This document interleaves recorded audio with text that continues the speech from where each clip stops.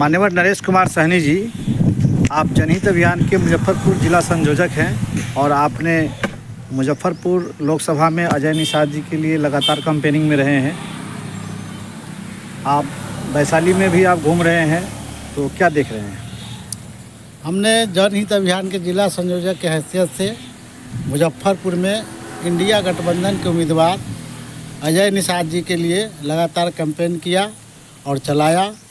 और साथ ही बता दें कि चूँकि वैशाली में जनहित अभियान ने पहले ही घोषणा किया था कि वैशाली वर्षों से गुलाम पड़ी हुई है, लोकतंत्र की धरती गुलाम पड़ी हुई है। और हम जनहित अभियान ने लगातार वैशाली का आज़ादी का आंदोलन चलाया। तो जनहित अभियान ने पूर्व में ही घोषणा किया था, अगर वैशाली लोकसभा क्षेत्र में एनडीए हो चाहे यूपीए इंडिया गठबंधन हो या एनडीए गठबंधन हो, अगर दोनों में से जो पार्टी जो गठबंधन पिछड़े वर्ग के लोग को उम्मीदवार बनाएगी, उनके साथ हम लोग साथ सहयोग करेंगे। लेकिन दोनों गठबंधन में से किसी गठबंधन ने यहाँ पर पिछड़े वर्ग के लोग को उम्मीदवार नहीं बनाया।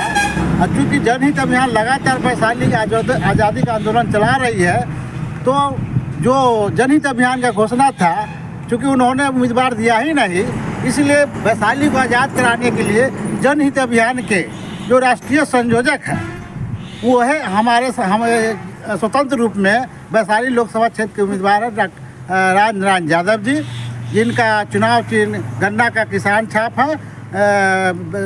ईवीएम में जो है 14 नंबर पर है गन्ना किसान छाप। तो हम अपील करने आए हैं, जो साथियों पहले भी मुजफ्फरपुर में जब चुनाव चल रहा था, क्योंकि हम निषाद समाज से हैं, तो हमने लोगों को कहा था कि इधर महागठबंधन से जो मुन्ना शुक्ला को टिकट दिया गया है, तो हमने और लोगों ने पहले ही कहा था, अगर मुन्ना शुक्ला के समाज के लोग मुजफ्फरपुर में अगर हम अजय निषाद को वोटिंग करेंगे, तो 25 तारीख को हम लोग भी वैशाली की धरती में उनको हम मदद करेंगे। लेकिन ऐसा नहीं हुआ। मुन्ना शुक्ला के समाज ने मुजफ्फरपुर में महागठबंधन को एक भी वोटिंग कहीं पर नहीं किया। इसीलिए वैशाली के पिछड़ा बहुजन और निषाद समाज से मेरा अपील है, जो चूँकि उन्होंने वोट नहीं दिया है, इसीलिए हम भी जो है कि वोट उनको नहीं करेंगे। और रियल में आप वैशाली को आज़ाद कराना चाहते हैं कि एक तरफ सांपनाथ है, एक तरफ नागनाथ है, एक तरफ शूटर है, एक तरफ सेटर है, और इस शूटर और सेटर से और नागनाथ और सांपनाथ से इस वैशाली को आज़ाद कराना चाहते हैं, तो आप आज़ादी के नाम पर वोटिंग करें।